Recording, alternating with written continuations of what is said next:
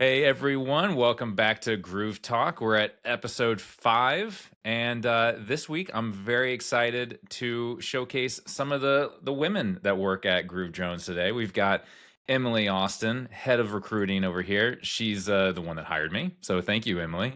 I love it here. And we have Ashton Kennedy, head of production. She makes all of our productions run super smoothly. Thank you, Ashton, because that's why it's so fun here. Yeah, it's great. Oh, good, good. Yeah, it's fantastic. So, yeah, just wanted to, that's everybody that's on the show today. No real like agenda that we're going to talk about. The whole kind of goal here that anybody's been watching this is just I'm new here. I actually got my anniversary reminder coming up. So, Yeah. end of the month, I'm officially 1 year. And I've gotten to meet so many awesome people, and this week I get to showcase 2 more awesome people. So, Emily, since you're on the left, I don't know if you see my screen, but you're on the far left. Why don't you Sure. kick us off and tell us a little bit about you and how you came to Groove Jones? All right. Well, I and also Ashton, we have both been there for 9 years. We're starting our 10th year. And so we've got to see the company grow exponentially in so many different amazing and unexpected ways. I ended up there, I started mostly as just like a broad assistant. I'm either production assistant, as sales, demo, biz dev. I was just so hungry to get in this role. I went to SME for college. I did advertising and sociology, and I first did real estate, and that just didn't call to me as much as tech. My dad always called me Gadget Girl. Gadget Girl. So Go, I go, Gadget Girl. yes, Yes. exactly. Found Groove Jones and then just was like, I'll do anything to stay, please. And eventually I learned what it takes to make all the productions and who all of the key players are. And then I got comfortable enough with it to become the person who is finding them and hiring them. And it changes every week, which is why it's so much fun to work at Groove Jones, like every week. I don't know how you do it too, because there's a lot of really talented people out there, and you have found some really exceptionally talented people. Like bring on, Dale calls it like everybody here is like basically like a top level athlete. That's kind of how he likes Totally. to think of like the level of quality that we have for everybody that works here. How do you find them? How do you like what's the one thing on LinkedIn especially that like you're like I gotta talk to this person? Well, first of all, everyone needs to be verified on LinkedIn with the little check mark. That's a Yeah. good first step. And mostly just anything that just really pops off the page, not no copy and paste, no feature resume into ChatGPT and fit it to my job description. No M dashes, no That's Oxford commas. exactly. There's Yeah. so much of that. And so really just our portfolios are one of my favorite things to review. Just seeing people and their artwork and the way that they want to present it. And it's really cool to talk to all of these different engineers, artists, animators, I mean, photogrammetrists, all over the map and every day. Oh yeah. It's a new Yeah. word. I like it. It's a $5 word. That's amazing. And Ashton, let's introduce you as well. You've been here, like Emily was saying, close to 9 years now, head Yeah. of production, one of the partners. Tell me Yeah. all about you. Yeah. Been here since August of 2016. So 9 years going into the 10th. So I in a previous life was in film and television production. I did my undergraduate degree at Loyola Marymount for that and was in LA doing film marketing. The DVD special features or the promotional special features that were going on the web. I was still laying off tapes. We had not completely transitioned to digital yet. And then I came back to Dallas. I'm from Dallas for my MBA. I was like, I really want to transition out of post-production and into development. And at the time in 2015, 2016, VR was making a huge splash as the next great medium for storytellers. Yeah. Like it was going to be the new empathy box was I think the coined phrase back then. And that was at the same time that Oculus got bought by Facebook. And I was networking and talking to people in that space and ended up meeting a lot of people at now Meta was Facebook still then, Yeah. I did still their remember when they made the yeah, I did change. I'm their still Oculus. scratching my head a little bit about it. Yeah, I got into their Oculus Launchpad program in 2016, went to the it did all that to get some training on it. And then in all my networking, I ended up at the Dallas VR event at Groove Jones. Groove Jones was hosting. My Hmm. husband met Gary and was like, "Oh, you own this place? Here's my wife. She's a producer. You should meet her." So I shook his hand. I was still in my full-time MBA program at the time, and I just said, "Hey, I'd like to work for you someday. Do you need a producer?" And they said yes. So they brought me on as a production manager while I was still in my MBA program. Wrapped up my MBA program and then continued full-time that following year, Yeah. and have been there ever since. Ever Through the since. pandemic, it feels like there's the before the pandemic and the after pandemic. Oh, I know.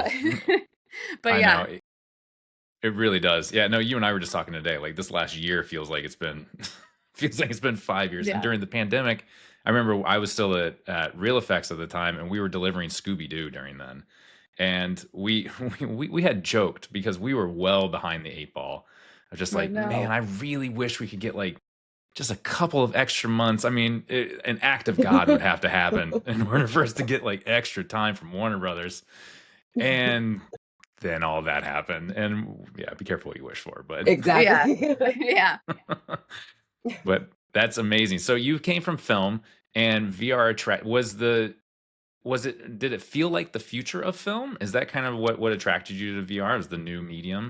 Yeah, new medium. I also I I think part of me attracted me to tech as well. Like I was interested in seeing like how my role, like how I might transition my skills and project management into something completely new and cutting edge.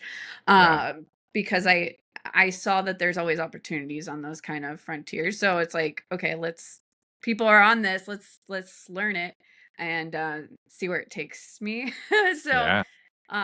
it's definitely taken me down the software path a lot further than I ever expected when I initially started here. I thought, oh, we'll do VR film. Like there was Yeah. a lot of video marketing content in the VR space in that time. And we evolved. Yeah. There was production too, or there was development too, but like a lot of the early projects at Groove were video production projects that we were making little media players for. And so it felt very in the same space, but slowly but surely I learned all the different things, like Emily said, of like what it takes to build software in this space. And then ultimately how as the technology has grown, many different platforms now, Yeah. going to web being fast enough now to host this kind of stuff. And then Yeah. WebGL. Yeah. now we've got Gen AI. It was like WebGL, not Gen AI. It Yeah. just Yeah. keeps Hi, changing. everybody. Yeah. Yeah. Yeah, no, and what's interesting too is you're talking about your software background, but I remember one of our first projects. I really enjoyed the Final Four project because I got to be Yeah. with you guys in the back of house when everything went wrong and all the machines were overheating. And you were like the first one with a screwdriver, popping things open, like getting into the hardware. And you actually have like you kind of grew up in kind of a hardware centric house. Can you talk a Yeah. little bit about that? I found that super interesting. Yeah, so my dad was a software engineer before it was a actual degree. So he had a like electrical engineering degree, but with all software courses out of UT Austin. And we built computers as kids together, played Carmen Sandiego, the Zoombinis games, all the games on the PCs, Absolutely. and all the learning ones. And slowly but surely had like every console and everything else. But yeah, my dad's a software engineer. My brother ended up being a software engineer. My sister's an animator. So we all are kind of like adjacent roles in this space. Yeah. So we all understand what we do and why we're passionate about it. So it's it's pretty cool to have like that. Yeah. Everyone understands Makes what total you're sense. doing. Yeah, it makes Yeah. total sense. I love that I mean, it looks like it's kind of a confluence. Like VR is the perfect medium. Yeah. Or I mean, even I guess there should be like spatial experiential, whatever the new thing is, because it's Yeah. not even just virtual reality. It's extended reality, it's Yeah. augmented reality, it's the whole It's all the Yeah. terms nowadays. I think what makes it so awesome, and Emily can also attest to this, is like when we're putting people in the headsets or for the first time, or they're experiencing something for the first time, even if they've had like medium experiences in VR and they do one of ours, or something we've produced, they just have that wow moment and you're just like, oh yeah, we made that. Yeah. So that sense of pride and like being able to see that with people, because we've done the Super Bowl like Fan Fest multiple times and CES multiple times, so it's super fun to see people go through it, and kind of have that kind of engagement and firsthand. Keeps you going. Yeah. Me and Ashton were definitely in the early days on the demo train. So we would travel, like everything was kind of HTC Vive or Samsung Gear back in the day. Yeah. And so we would obviously have to have the massive PC, all of the peripherals, and the lighthouses, everything you need for the Vive, but then like 5 of them. And Ashton and I are just going through the airport, like getting these trolleys. With your otter boxes. Yeah. Yeah, that's a good bonding experience. But we had so much fun. We went to Vegas, Detroit, Yeah. World Series on, cruises. Yeah. It's really fun. You only can learn when you're in the thick of it. Yeah. That is Stella. Hi, Stella. That is very. Oh, hey, Stella. Yeah. That's one of the Groove Jones mascots. Right. You'll see her around the studio all the time. Absolutely. Yeah, we have to put her in the XR scanner. I don't know if you guys have yet. I think we have. Have we tried dogs? Have we? We just need her to stay still. Like, but that can be done with any amount of food. That she's very much willing to do anything for food. Yeah, the only thing with the scanner is because it auto rigs a human. We don't have like an auto rig for quadruped. Maybe we need to add that. Yeah. Oh. So she kind of turns into a blob when she gets into a little bit. Well, we're always looking for Easter eggs for projects. And I know we just finished one project that's full of Easter eggs that we should have put a dog in, but maybe next time. There's always next time, right? Always next time. All right, Emily, this is kind of my go-to question for pretty much every one of these podcasts too, because I love hearing about, I've had a few projects here since in my 1 year, but there's been so many at Groove. And that was one of the things that kind of blew my mind when I first got here and I was getting the lay of the land. I was like, that's how many projects you've done in 1 year. It's long form. It's a lot of rapid success. It's kind of this mix of a feature film pipeline where we have long-term projects and the rapid commercial. Do you have a favorite project well before my time that you're just like, you always think fondly back on it? I have a soft spot for the American Horror Story VR. That's come up a few times. Yeah. I mean, that was kind of what we were showing when we were doing our initial like pitches and demos and different conferences. And like, for people who don't know, it is absolutely terrifying to me. It's not to everyone else, but like I loved seeing people just think it was another VR experience or their first VR experience and genuinely like scream so loud and then laugh. And that was my favorite, and being in it, and the fact that was their first big project and they did it under so much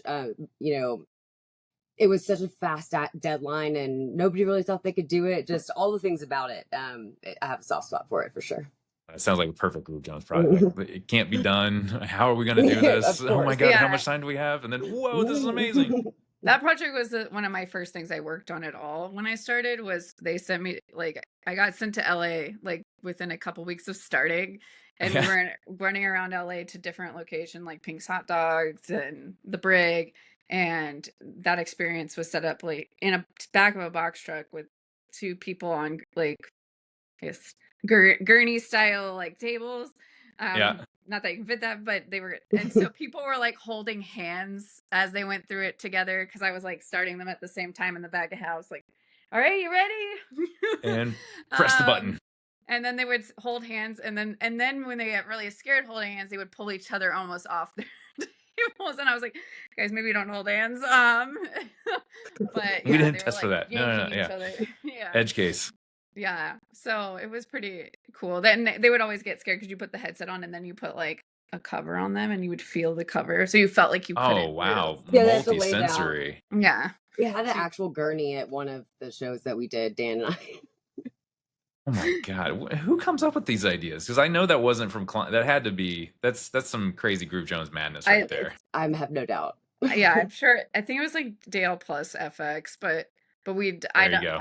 it was built by the time I started, but like I hadn't seen the full creative introduction of it, but it Yeah. certainly elicited some of the best reactions. Yeah. When we brought it to the field. Yeah. Well, Halloween must be in the air because I know another project that Ashton's always heading up to every year for the past at least two. More than I think more than that is all 5. the Spirit Yeah. Halloween. 5. See, you already know what I'm talking 4 or about. 5, I think, but yeah. Spirit Halloween. Yeah, we actually my family found that's a yearly thing we like everybody that we go to.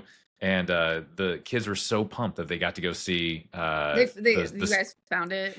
the one full with the rat? train. Yeah. Oh, it Yeah. was so cool.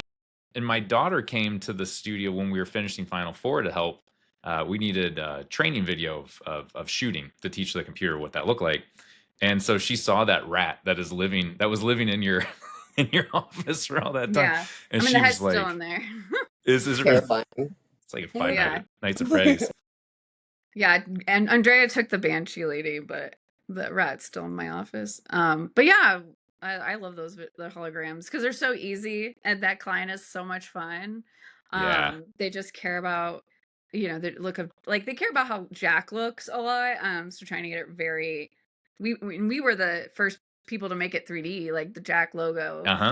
That's us figuring out how to make it 3D and then refining it with them. So no, it's been awesome to kind of see our animations get better and better over the years on that. And then also Times Square. It was super fun to do the Times Square billboard and actually go and see it. I made a trip of it. I was like, I want to see it on the sweet spot. Yeah, and yeah, because that's on the Marriott Marquis, and you're on Military Island facing the opposite way. Yeah. As some of the other billboards we do. Yeah, we do a lot of those. We're it seems like we're actively always doing them. And There's usually one in the pipeline. yeah, there's always one in the pipeline. And they're so cool. Like they always look really, really neat, but you really do have to be like in the venue I mean, it's kind of like VR. Like the videos look cool. You see them all the time, or even the new Cine Ursa stuff that we're doing. Looks really neat. You're looking around when you look at, see it on YouTube, but when you put it on the headset or you're standing in the sweet spot, it's a whole different experience that I wish everybody could see, but that's kind of part of it. Maybe we can get them in VR somehow and see, Yeah, Dale does put those ones, the anamorphic billboards in VR a lot, just so we can see them and trying to experience them from where we would be on the street. So I think VR plays a pretty active role in like virtual production type things like that. So it's nice to kind of have that hybrid type sometimes. Yeah, no, absolutely. No, I also want to talk a little bit too. Gabby is the mastermind behind the podcast, so she always gives me a list of like great conversation start. Like, you got to talk about this. And one of the things she was really excited about doing this one was really highlighting, like the women in tech, the women in creative. And I was mentioning before, like I worked with my wife for 12 years in animation, side by side. It still feels weird that now she's off doing the teacher thing and I'm and we're different. But I really want to kind of touch on too, what has that career trajectory been like? What's been the hard things? What are the things that you found that were like the surprising, the things that surprised you about the industry when you're getting into it? Who wants to jump in? I want to get into it. I really didn't know much Nobody's about raising the their hand. industry. I think just wanting to learn as much as I can about the industry, and there always just being more and more because we do so many different things. It was really exciting to me, but it was actually kind of shocking how. Hear that echo? Sorry. Yeah, there's a small echo. Oh no, you're good. It's just shocking how I lost it. Yeah, you're okay. Yeah, the AI will edit it all out at the end. Don't worry. Cool. AI to the rescue. Yeah, I don't know why that echo like just went hard. Like, it's weird. Yeah, but I was saying, I think Emily, just to maybe segue into your point you're making, expand. is like starting in this career, especially at Groove Jones, has allowed us the diversity that we wouldn't get anywhere else. So as women in tech, um, it's very unique. Like, I honestly don't think it Yeah. compares to anywhere else. Yeah. Yeah. Like, if you normally women in tech are coming at it from, the Fang or the now Mango, I think it is, big tech houses, or they're coming at it from like adjacent dev. But since neither of us came out of a dev background, it's been awesome to see our skills be able to be transferred into tech. And Yeah. being accepted, and whether it's project management or like Emily does a lot of QA and project management I as do. well as she works through the stuff she does. So Oh yeah. all the other stuff that she does that are under her main title, but So many like, hats. Yeah. because we loved like the technology, Mhm. we get to wear many hats and we get to experience different parts of it and contribute in different ways, which has been Yeah. really awesome as non-technical background. But we do also have women that are technical too. We've had women developers. We have a women animator on our team that's been with us for I Yeah. Oh, she's think great. like 7 Yeah. years too. Tiffany, shout out to Tiffany. We have another woman producer, Laura. And so we just have a lot of great teammates that have come from, whether it's film or animation or other backgrounds, and kind of been able to bridge the gap in this kind of like ever evolving tech space that Groove likes to live in, that is Yeah. just way different than probably a lot of people's experiences. So Yeah. um so yeah, it's been nice to be able just to have that adaptability in the space and experience all this Yeah. new kind of stuff. Well, I think that's the secret at Groove Jones, honestly, is because there are so many voices in one space. It's not mono, it's not just one. It's this whole kaleidoscope of various different skills, backgrounds, age ranges, just a whole bunch of different stuff that really kind of lends into being able to do some of these projects. And it's a testament to Dale and the partners. Ashton, you are one of them, and Emily, you guys put all this together. Like, you found all these people and put them together, and somehow this. I'm in New Orleans, so I'll call it a gumbo of just talent that Yes. makes it amazing. Yeah, it's so cool. Yeah, Yes. everyone definitely has to pass the very scientific vibe check. The If you Groove can vibe tell Jones check. when vibe check. someone, yeah, you can tell when, someone has like that sparkle in their eye or the passion, and it's not just a reverberated thing that they, practice. It's like a genuine, it's like screaming out of them, and that they love the stuff as much as we do. I Yeah. mean, I wouldn't say that it's undercover, but like, I love to see that, and I'll nerd out. It's my favorite thing about my job. Yeah. So when you're looking for a new hire too, do you immediately know that? Is it kind of like the 10-second read, or is it After you after get talking for through, a while? well, you have to make sure you go through and review every single person who has come in. And yes, you'll have some, but you can't really decide or make a short list until you've seen everybody. But yeah, I mean, whenever you click on a resume or portfolio and you see something that's like, well, you kind of know it's going to keep being like, whoa. Yeah. So it's fun to talk to those people all day, every day. Like, how lucky Yeah, am I? that I agree with that. And then also, like, if they start talking about like the 5 other things that they do in their spare time, or like the 5 other passions they have that kind of like interrelate, like Yeah. Marley, is also a audio guy, like big Mm-hmm. time. So it's like that kind of thing. He and I talk about AI too a Yeah, ton on the a side. He's ton. super Yeah. into. Yeah. So it's people with this like passion for what's new, what's exciting, and like how to work with it and understanding Yeah. how it works. I think that's maybe some of it. Like, you have to want to understand how it works. Yeah, Yeah. totally. That's a good way to put it. Like, it's unlike any other place I've seen, been, want to be. It's such a unique place, and I learn something or 10 things every single day. Yeah. I don't know where else I could do that. That's pretty Well, special. in such a rapidly evolving space, too. Yeah. Like, it feels like just this last year, everything is. There's some projects we're doing now that were not possible like 6 Yeah, months ago. absolutely not. They just weren't. And where do you all think, like, all this? I mean, you've been here for all this time. I think you're going to be here for a lot longer after this. Where do most you likely. see everything going? And like in the next, 8, 9 years? Where like is it always going to be XR, or is there something on the horizon that you're like, I can't wait to dig in to X? What are you thinking? Crystal Do you ball have time. some?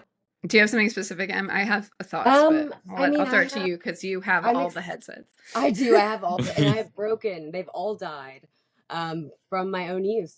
But I do think that Meta is onto something with the Ray-Bans, and I'm hoping that there's an iteration of the Vision Pro that will come to a form factor such as a sleeker Ray-Ban, but like I don't think that's far off. I think that, but I still love to be fully immersed. I don't want to be, completely transparent, because there are things that you want to be completely immersed in, like supernatural, or like something where you're trying to, remove yourself from the space, or like meditating and trip.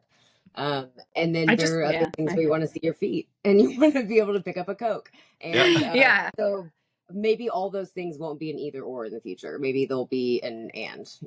yeah. Eventually, maybe they'll be combined, but I do think they're like they're definitely still two different use cases. Totally. But I'm a believer in the AI with like Meta. So I went ahead and picked up the Meta Ray-Ban displays. They're better. They're pretty I good. had the original Yeah. Meta Ray-Ban, and Mine just died, so I've been kind of eyeing the new the ones. displays are so cool. They definitely have a ways to go. But they're definitely first gen product, but they iterate on like getting off your phone and just having the things that you need on occasion, and being able to turn it off pretty quickly and have access to AI as a wearable. Um, and I think that's like pretty hefty amount of use. Like there's a lot of good use case there Hmm. um, Yeah. that solve everyday things that you would experience in life, versus VR being immersive is solving a particular use case for why you need it to be immersive. And so, or why you need it to be one-to-one mixed reality, or whatever that is. And that tends to be very niche. So Hmm. it's one of those things where I love where Apple Vision Pro went, and like I can see through, I can see my hands, like it feels like I could wear it and see, like I could talk to someone. It still feels big and ugly. Yeah. So like I can't go out in public with it and expect Oh, like you a normal can. conversation with You just get really somebody. weird looks. Very strange looks. Dan was definitely using it in front of the Brooklyn Bridge, and I was like, "What are you doing?" Yeah. He did that on the plane when we went to Chicago. It made me laugh so hard. like, but it has a particular niche, and then I think AI, like wearables and AI, have a very particular niche that'll solve things, and we can develop for them. And it might be, but like there might be things that we can develop that are bite sized for that we Yeah. kind of do in this space of advertising. But ultimately, it's going to be really cool to see how the apps in your daily life move into that space of a wearable display, interfaces with AI more effectively across multiple apps versus just kind of being siloed in one. And you're actually able to kind of get the Claudes or OpenAIs to interface with everything that you like using in your daily life, or that solves like your daily life routine, so to Yeah. speak, and make it more efficient. That's kind of where I'm excited to see where it goes next. Because I feel like a lot of AIs like can be a little gimmicky or Yeah. bad or slop, versus like trying to solve an actual problem that or make life a little bit more efficient, where it matters. Those are both great questions, and I would have dodged them completely because I feel like anytime I even try to think about where all this is going, I know I'm just going to be wrong, because it seems like every year it's just this. Holy Yeah, cow! How is that? The holodeck will become real someday. Like yeah. holograms will be real. Who knows? But yeah, Well, it's and I it's like wild. generative AI. Like, I don't think I think as artists, we're feeling the pushback in a lot of ways of like reject, but I think there'll still be a silo for real art, for like I need to go pick up that physical art. I'm gonna pay more to go see that movie made by hand. I'm gonna do X. But as a an artist that wants to tell stories, but I can't animate them or I can't do it, and I want to expand and I want to be able to tell my story in my way. Now I have tools to Yeah. do that. So it's that, you know, I think 3D used to be by hand, then it got in the computer, and now it's now Yeah. generated by the computer, but I'm still telling the story, and we'll be able to use these tools to accelerate that while still like embracing art, and it's Yeah. either in its purest form or like in this new hybrid way, because the tools just evolve.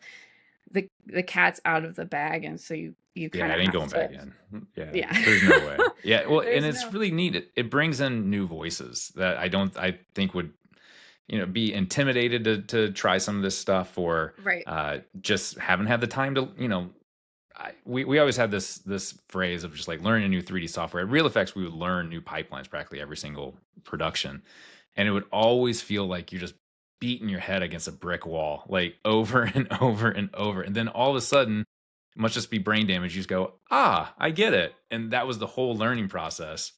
And just that last week, one of our designers, Steven, he was working on an animatic for one of our projects, and I was showing him some of the AI tools. We do these really cool project shares pretty much like every week. It seems like everybody shows what they're working on.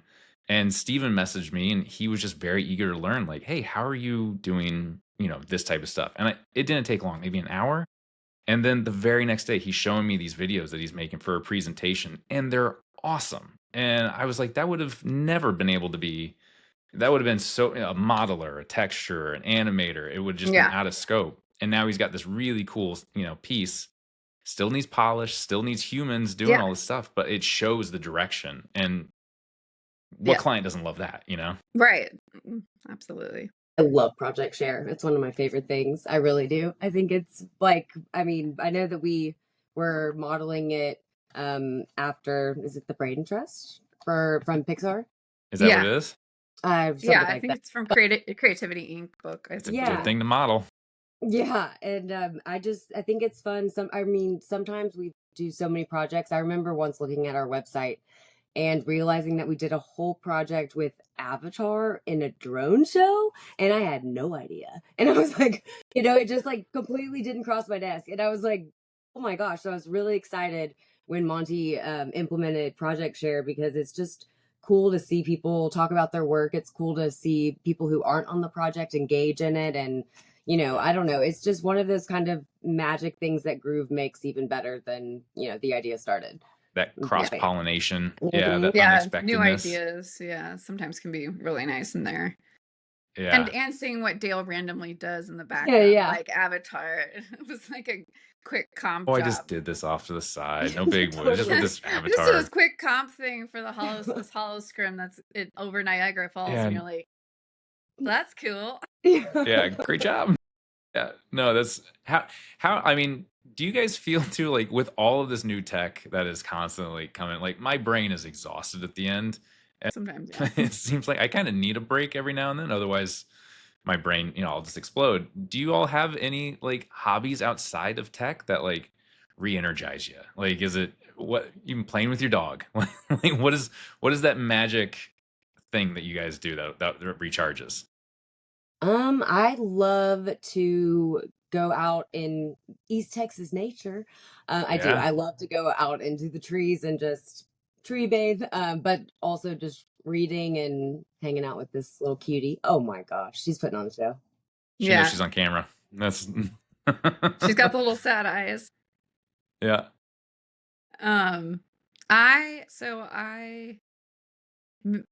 Same as Emily, love to hike. So if I can get a mountain trip in somewhere in the year, that's a huge win. That or something very cultural, like seeing art or going to a museum or learning something new like that. But then a lot of my friend group, or recently in the last 4 years, has been from my local climbing gym that unfortunately just closed. But really great women's group there that I made a bunch of girlfriends from. Climbing, and climbing's nice because it is like, it does attract a lot of engineers because it is like solving a puzzle with your body. Like It trying to get up completely the is, wall is like a fun physics puzzle, basically. How have we not talked about this, Ashton? Yeah, I had no idea you climbed. This is great. Oh, I thought we had maybe said it We passing, probably but did, yes, yeah. I have been out of it a little bit, but yeah, I was doing a lot of bouldering and then a little bit of ropes, a little bit of top rope, although sometimes top rope just I'm like, I don't climb that high. I feel like But Ashton like does the same. Like she's so the way that she learns things in the job, like she also applies it. She's so adventurous. Like she will see anything's like, let's go try line dancing or rock climbing, and I admire it so much because like I don't even think about something outside of that bubble, and I just love how you just like go for it and find things that interest you and lean into it. It's one of my favorite things about Miss Ashton. well, thank you. But yeah, Mhm. line dancing is great too because it is Yeah, a exactly. community effort to get I in a agree. I line, follow the absolutely steps, agree. learn the steps. I Yeah, cannot share that with you. My wife will attest I cannot dance worth. it's a And lot you don't of have to in line So dancing. bad. It's See, we have literally like a advocates. stomp. Like one of my favorite line dances is Copperhead Road because you just stomp a bunch and kick a bunch. You're just stomping and kicking the whole time.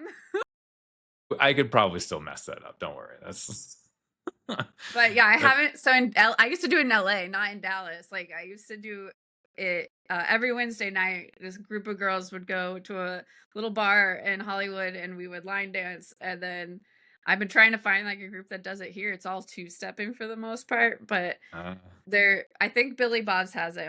And Gabby moved to Fort Worth, so we gotta go We're make it out going. over there and check it out. But yeah, line dancing is a great, I don't know, social activity. I thought you were about to say you rock climb and then you go line dancing after that. And that No, was going to be no. just. There's I was not like, there. that's I an don't that's know an why evening. Dallas doesn't have like a just line dance. Like it was West. There's like different styles evidently, and I guess the West Coast has a more chill vibe. So Yeah. they line dance a lot more than they two step, but it just depends on where you go. I haven't found it in Dallas though. Maybe an opportunity. Yeah. Hey. Well, maybe Groove diversifies and we No, open up no, no. I mean like an no? opportunity for something else. Talk to the partners, right? For someone else, but like one day. But anyways, yeah.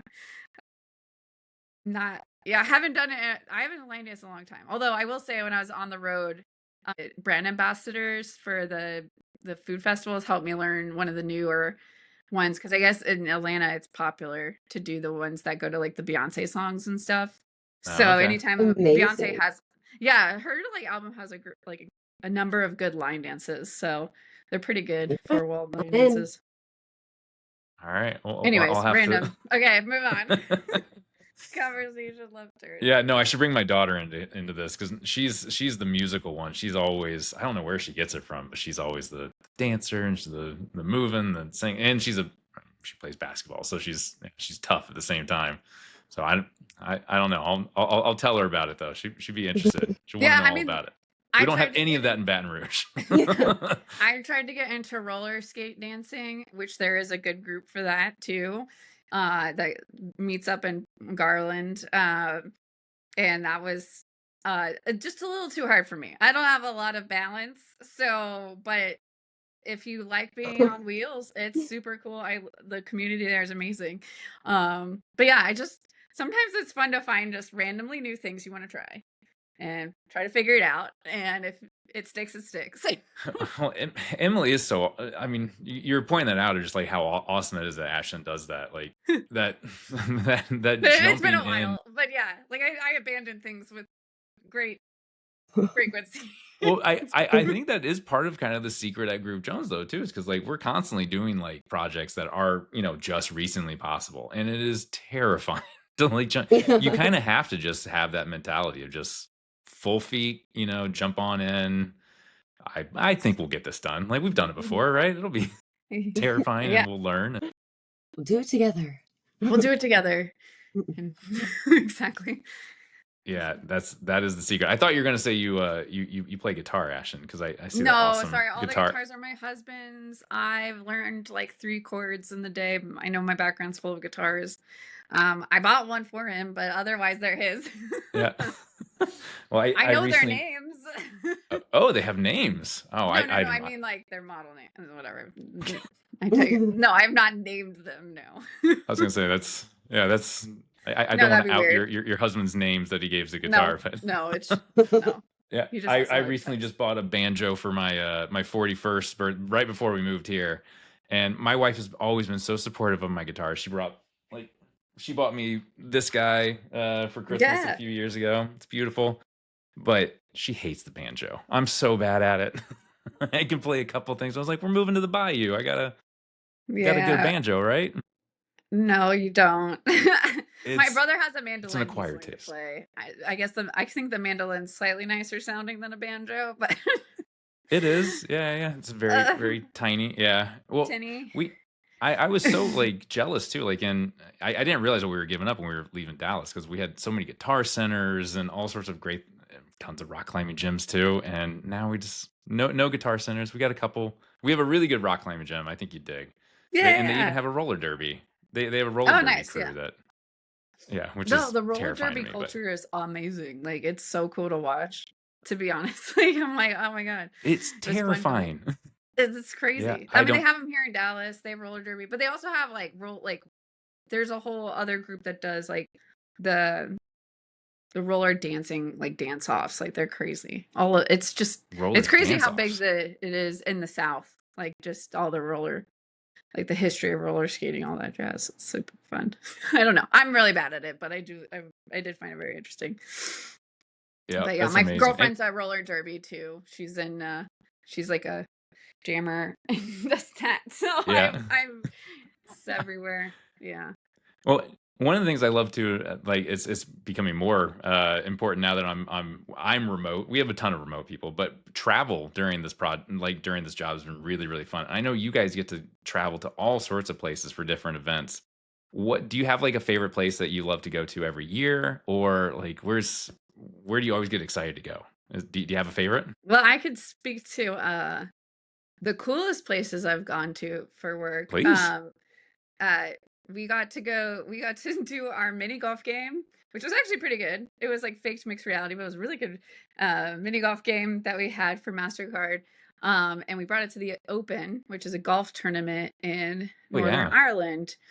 And I did that solo with the client and it was super fun. I rented a car in Northern Ireland. They drive on the opposite side of the road, Huh? which was You knew that very beforehand, right? fascinating. That was the first time I ever done it. Yeah.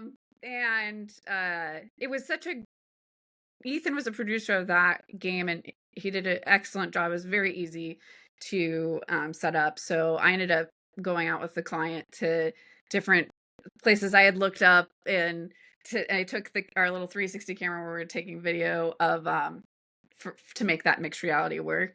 Uh-huh. So I took it out to like Giant's Causeway and the Kirky Oh Ready yeah. Bridge and like all these places where they like shot Game of Thrones stuff and like got some extra footage Yeah. and ran around with the client to Dunluce Castle, which I think was also in a Game of Thrones episode. But that was like I loved that trip. That trip was so cool. That's a cool But trip. then yeah, I think right now I think it's been a lot of fun to do these food festivals. They've been in different locations in New York, Chicago, Atlanta. New York Shout out being to AI awesome. Recipe. Yeah, yeah. Yeah, it's super fun to see like a different industry. Um, and then the most obscure place I've ever been to is a Tyson chicken hatchery in Arkansas, Fayetteville, Arkansas, and filmed how a chicken hatchery works. I always like telling that story. I'm like, I didn't know how intense it was, the setup in order to vaccinate and incubate and hatch 2 million eggs, chicks a week to Wow. feed the populace. And it's just it was such a cool thing to film in VR. And then we designed this video tour of how the equipment worked together. And it was very cool. I was very like seeing agriculture, how our big ag works. I'm like, oh, neat. Yeah, for Did not turn sure. me off to chickens. Sorry. They're like, The but conference might have.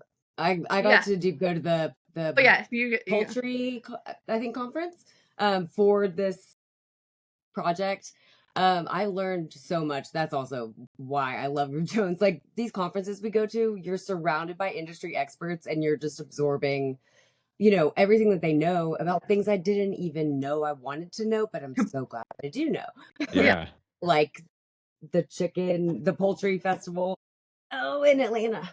Yeah. There's a whole festival for poultry? Well, there's a Yeah. conference and then there's a festival. Yeah. Yeah. Oh my gosh. All right. What happens at a poultry festival? Did Well, you I get only got to the conference, but I got beads with like a rubber chicken neck around it, and it's like Mardi Gras style. I still have those. It's a badge of honor. But the project that I think I love the most to travel for, well, it was kind of strange, but it was during COVID and it was for Royal Caribbean. They needed someone basically who didn't have kids and was technical to go and be quarantined on the ship for 2 weeks in your room and then do the build out for the game that we were doing. Oh, And I got to go to Cyprus and Israel and, well, outside of it in Haifa.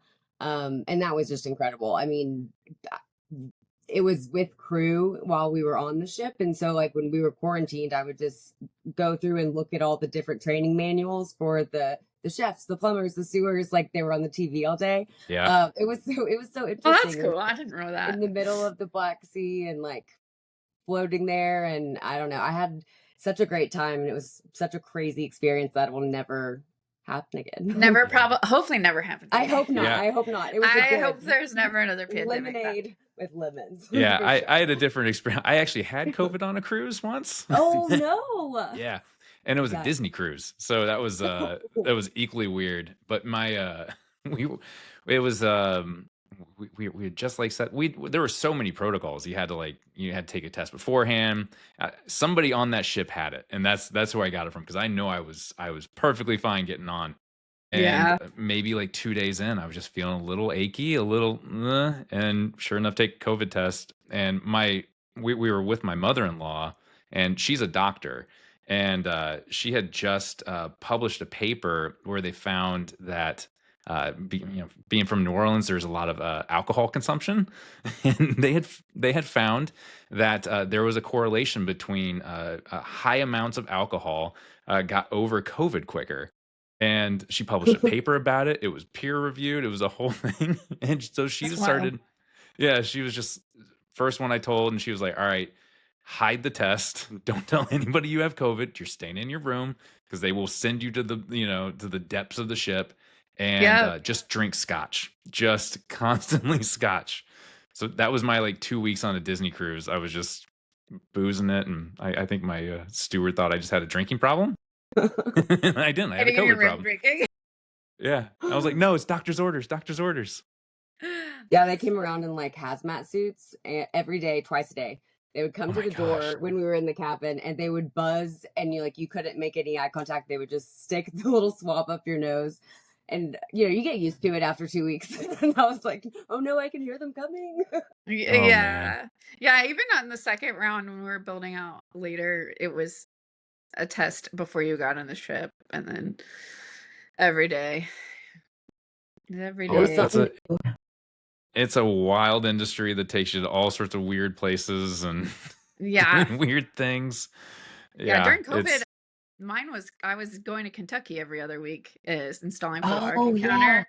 And nobody, like, the planes were empty. It was wild. Me and Maya would be on the plane by ourselves, basically, in masks, being like, yeah, we're working still. just spread out. Yeah. And yeah, it was weird being rural Kentucky didn't have like any cases, so it didn't feel that bad. And we were outside a lot, and Yeah. but yeah, that was my COVID, was going to Kentucky. Like, I think I got gold status like during COVID. And now you can go anywhere in the world because you have all the miles. Well, it didn't stick. Oh, darn. I travel less and less now with the head of productions, more operations, so they're not sending me out as much. But yeah, very top level. Yeah, you're keeping everything running, and Emily is keeping all of the people feeding in. I like to call it instead of just-in-time manufacturing, I like to call it just-in-time hiring. Yeah. Where we figure out what it is we need, and we like try to find it in 2 weeks, or more, or plead for more time. But but yeah, we also like have kind of like our set of roles that we kind of are always rotating through and keeping Yeah. open and finding new talent for. Yeah. So yeah, like I think that's happening a lot in different parts of the industry too. Like a lot of agencies are working in kind of more of a gig model. Even Mm-hmm. tech, like when you look at Meta's site too, like they have a gig site, especially for the gigs project site based side Yeah. of their company rather than the full timers. So I think a lot of orgs are doing it this way, and I think it works. And I think if you're talented, you stick with us. You know, like we Yeah. love using the same people over and over again. It I makes our think the job same way easier, is with right? these. Yeah, Yeah, I same don't with want a unicorn hunt twice. no. So, so yeah, we've kind of found a rhythm, which has been so wonderful. Yeah. Yeah. Otherwise, it would be even more stressful than it is. Yeah. Well, that's a really good point to jump off on too, because I would love, Emily, what would be some advice that you would give somebody that would be wanting to get into this, and or even like I know a ton of VFX artists that are now segueing into more experiential, more tech stuff. What's a piece of advice that you would give them for when they're retooling their resume? Because I know there's a ton of people that, especially in the VFX industry, get very siloed. I'm a modeler. I'm a texture. But they have actually all of these skill sets that they just don't get to normally use all at the same time. What would be a piece of advice that you would say to how to retool their resume or how they present themselves or any advice at all? What would you say? I think that portfolios are really important for me specifically. I don't know if this bounces outside of Groove Jones, but I mean, even if you're, a developer, just showing your spin on what the work was and making it presentable, it kind of shows me a little piece of your personality. Yeah.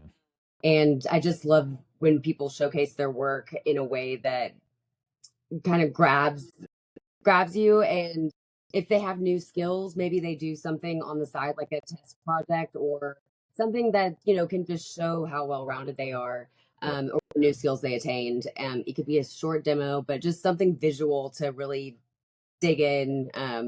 That's probably Yeah, I Yeah. think a And lot of something probably our showcasing like their own unique personality too, right? Just to stand out. yeah. I do think to like what Emily was saying is like a lot of time because we're working in such experiential so visual, a lot of times it is really important if you're like a dev coming to us to have something visual to look at in your Uh-huh. portfolio or something that kind of is adjacent to 3D land. So we understand your work background with 3D artists. Um, and then from the VFX side, the more generalist you are, typically that's helpful for us. So Yeah. when you can showcase that, that's great. It doesn't have to be, as Emily said, like doesn't have to be professional work. It could be something, a pet project. Yeah. Like, so, Well, yeah, and um, that probably leans into the vibe test, right? Like yeah, if they're excited doing these other things off to the side, you're like, oh, they're probably exactly easy to work with. They're probably curious about things. They're not going to just, no, Gary they're not mentioned gonna this. just wait for instruction. Like right. you will die Yeah, if you or say just like, wait. it's not my job. Yeah, I've never heard that. Gary mentioned that. That was very true. I've never heard somebody say at Groove like, that's not my job. Like Yeah, everybody jumps right in. yeah. Absolutely. Well, we are coming to the end of the hour. I know everybody is super busy, so I'll free you up. But I just want to say thank you so much for everything you do at Groove. Ashton, making sure all the productions run extremely smooth, helping build the machines when they break down, always jumping in. And Emily, thanks for hiring me. And you always find like new good people, Yeah. and Thanks that's for why being we have this amazing. team. Easy. Yes. Thank you for making it easy. We love working with you, and this podcast is super fun to jump in and tell a bit Yeah. more about what we do. Well, we're Um, going to highlight even more people as we're going through it over the next year. We started this halfway through. I wish we had more time to do these, but we have a huge team that I just can't wait to like showcase everybody because everybody's so unique and cool backgrounds, and I think everybody deserves a little bit of time to just talk about them like we did here. So Absolutely. thank you guys so much. Tune in next week, or next week, I guess next month, because now now that we're starting to get a little into the holiday season. But we've got plenty more ahead. And thank you all for tuning in. And thank you very much, ladies. Thank you. you. Bye. Bye.